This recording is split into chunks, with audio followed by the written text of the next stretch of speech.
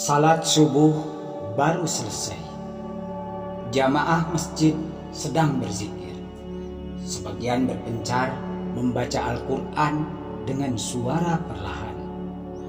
Siur angin dari pendingin udara yang bekerja sempurna begitu membuai, mengusap kelopak mata, membuat saya terkantuk-kantuk. Tepukan lembut terasa di bahu kanan saya. Kita siap-siap berangkat ya Pak. Kita harus sampai istana sebelum rapat kabinet dimulai. Ujar Pak Luhur, seorang jamaah yang juga tetangga rumah. Saya tersentak. Hampir saya lupa kalau Pak Luhur tidak ingatkan. Terima kasih Pak Luhur, terima kasih. Nama lengkapnya Luhur Budi Pekerti. Umur pertengahan 40-an. Orangnya baik sekali, sesuai namanya. Badannya tinggi jangkung, tegap, bugar, wajah klimis seperti aktor sinetron yang necis. Dia pernah bekerja sebagai wartawan sebuah koran terkemuka sejak lulus kuliah sampai usia awal 30-an. Kalau dia menulis berita, singkatan namanya LBP. Dunia jurnalistik sudah dia tinggalkan beberapa waktu lalu. Sekarang berkhidmat di istana. Dia tak pernah ikut acara lingkungan seperti kerja bakti atau rapat warga. Tak ada yang mempermasalahkannya, karena Pak Luhur banyak memberi sumbangan dan bantuan tanpa banyak cincong. Warga paham kesibukannya untuk kemaslahatan negara, bukan untuk hura-hura. Satu hal lagi yang membuat warga salut adalah Pak Luhur selalu hadir sebagai jamaah subuh di segala jenis cuaca. Kalau dia tak terlihat subuh di masjid, itu artinya dia sedang ada tugas luar kota atau ke luar negeri. 3 bulan lalu, dalam sebuah obrolan sepulang dari masjid menuju rumah, saya bertanya kepadanya, Pak Luhur, kapan-kapan saya diajak melihat rapat kabinet dong. Bisa enggak? Itu salah satu wishlist saya. Ingin melihat langsung dialog presiden dengan para menteri. Dia tatap saya seakan melihat makhluk luar angkasa yang baru mendarat di gurun Nevada dan tidak paham sistem tata negara. Saya tidak janji ya Pak, jawabnya sopan. Kedudukan saya di istana tidak setinggi yang Bapak bayangkan. Saya paham.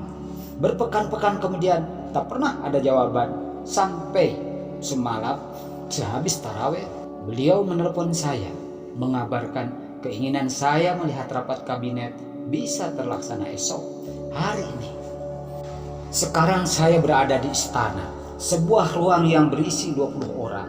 Bukan ruangan tempat rapat kabinet berlangsung tentu saja, tetapi ruangan lain dengan televisi sebesar dinding mirip home theater atau bioskop mini yang menayangkan gambar dari ruang sidang kabinet real time. Hadirin lain di sekitar saya adalah para wartawan media internasional. Ada yang bertampang oriental, ada yang berwajah Timur Tengah, ada pula yang berpenampilan Eropa. Dari ID card yang tergantung di leher mereka, semuanya dari media penting. Mungkin hanya saya satu-satunya yang bukan wartawan di ruangan ini. Apakah ini press room? Saya tidak tahu dan tak sempat bertanya kepada Pak Luhur sebab dia langsung menghilang setelah mengantarkan saya ke tempat ini. Saya masih ada urusan lain yang harus dikerjakan. Bapak ikuti saja rapat kabinet sebentar lagi, katanya. Fakta ini membuat saya semakin berterima kasih kepada Pak Luhur Budi Pekerti, tetangga saya yang sungguh baik hati itu. Semua hadirin serius menatap layar yang menampilkan gambaran lebih tajam dari resolusi 4K Ultra HD. Begitu jernih dan nyata, seakan-akan kami sedang berada di dalam ruangan sidang kabinet. Para menteri, jaksa agung, panglima, dan pejabat tertinggi lainnya sudah duduk rapi di kursi masing-masing ketika presiden dan wakil presiden masuk ruangan. Adrenalin saya melimpah ruah semangat berkobar meski saya berada di ruangan berbeda dan tidak berada di bawah satu atap istana yang sama. Rapat kabinet tak boleh lebih dari 1 jam, ujar Presiden mengawali pembicaraan. Banyak sekali urusan di masyarakat yang harus kita pecahkan sebelum Lebaran. Siapa yang mau mulai? Saya, Pak Presiden, jawab Menteri Dalam Negeri cekatan. Saya sudah temukan solusi untuk aktivitas baru warga yang suka mengaji bersama di trotoar jalan raya dan sudah dilakukan di beberapa provinsi belakangan ini. Seperti apa solusinya, Pak Mendagri? Mengaji bersama tetap diperbolehkan, asal tidak mengganggu orang yang lewat. Tidak boleh pakai sound system dan durasi maksimal 15 menit. Setelah itu bubar dengan tertib dan menjaga kebersihan. Ini seperti konsep flash mob, hanya beda konten. Bisa jadi daya tarik wisatawan asing juga. Dalam sepekan dialokasikan 1 hari untuk ngaji on the street. Hari lainnya untuk umat Kristen, Katolik, Hindu, Buddhis, Konghucu dengan ibadah masing-masing. Ketentuan serupa. Ini penghargaan kita kepada 6 negara resmi yang diakui negara, selain menunjukkan falsafah Bhinneka Tunggal Ika secara nyata. Kalau acara kesenian boleh tampil di ruang publik, mengapa untuk acara agama yang mengingatkan kepada Tuhan harus dilarang? Apalagi sila pertama Pancasila adalah ketuhanan yang Maha Esa. Sudah terang benderang. Oh, ide luar biasa. Saya setuju. Segera jalankan, Pak Mendagri, sahut Presiden mengedarkan pandang ke sekeliling ruangan sebelum tatapannya berhenti di Menteri Agama. Soal sound system, bagaimana perkembangan terbaru tentang ini, Pak Menag? Alhamdulillah, Pak Presiden, Kemenag sudah menjalankan kerjasama dengan asosiasi pemilik hotel dan restoran, kafe, industri, sound system yang akan mendonasikan sound system milik mereka untuk masjid dan musola. Tidak harus baru, yang second pun kan tidak masalah toh. Yang penting masih baik. Jadi DKM tak perlu gunakan infak jamaah untuk beli sound system. Mereka bisa gunakan kebutuhan lain yang lebih mendesak. Selain itu, kami juga akan memasok karpet dan sajadah baru untuk musola di seluruh negeri. Sumber dana dari CSR korporat besar. Wah, bagus sekali, Pak Menag.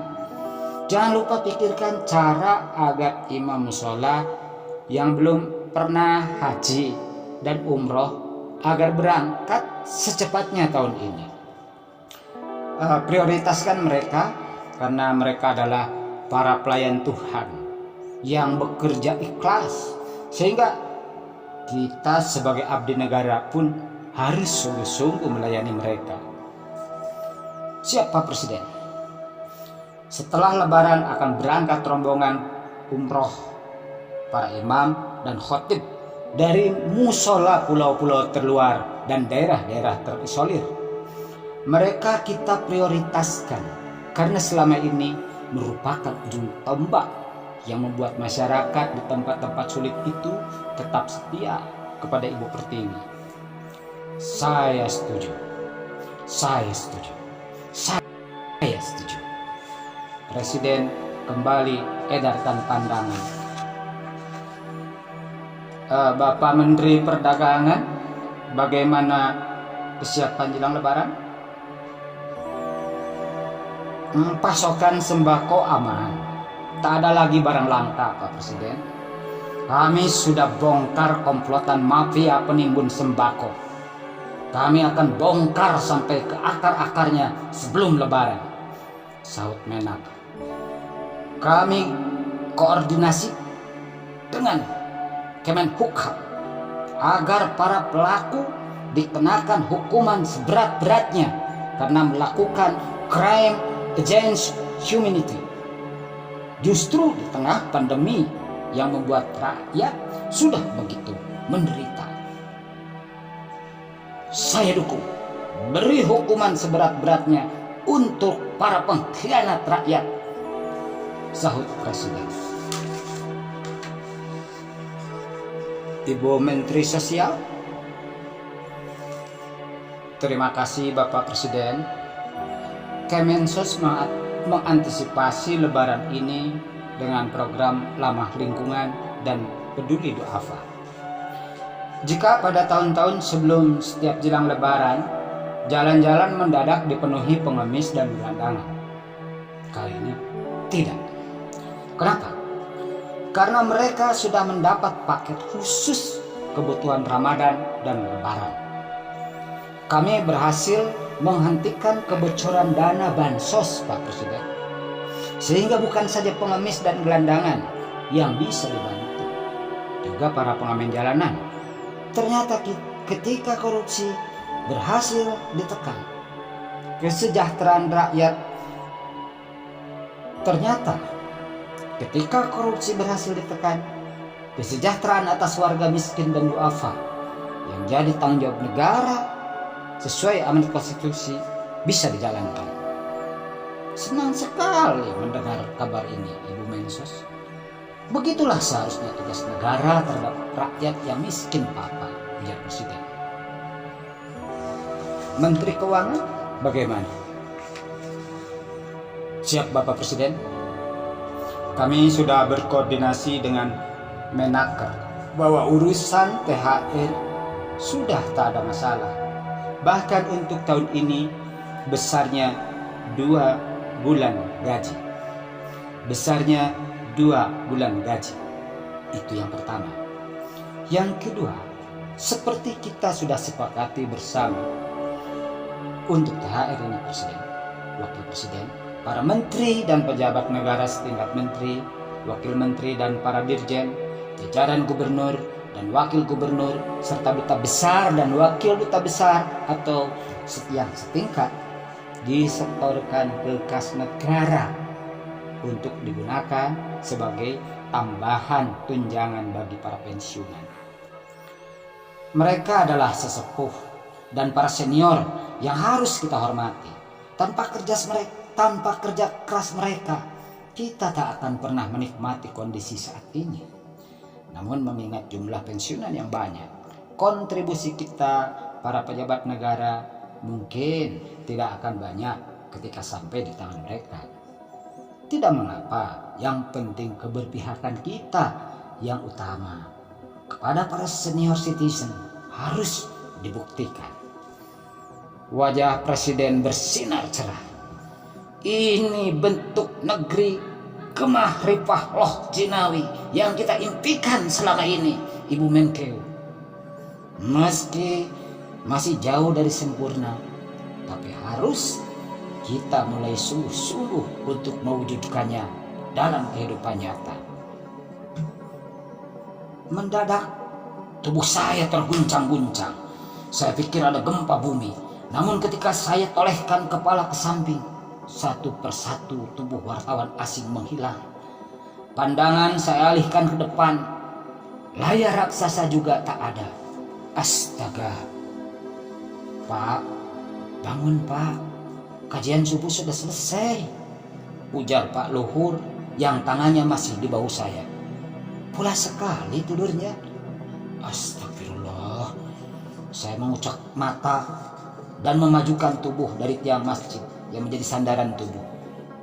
Saya baru ingat, usai sholat subuh jelang kajian tadi, saya pindah tempat duduk untuk mencari sandaran badan. Pendingin udara yang bekerja optimal di masjid dan karpet empuk lunak yang menjadi alas duduk rupanya bersekutu membawa saya ke alam mimpi. Saya lihat tetangga saya sedang menatap ponselnya. Air mukanya berubah antara terperanjat dan kecewa. Saya bertanya hati-hati, ada apa Pak Luhur? Dia sodorkan gawai ke depan saya. Mati aku, desisnya panik. Sebuah judul berita dengan huruf kapital dan efek tebal terpampang di layar digital. Presiden imbau halal bihalal lebaran tanpa makan minum.